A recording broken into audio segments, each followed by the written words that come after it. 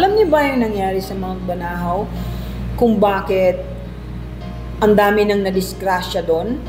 Itong after so many years, kasi bata pa ako, I was just in my 20s nung nakapunta ako ng Mount Banahaw. Ang storya po niya, napanaginipan ko siya. May babaeng tumatawag sa akin.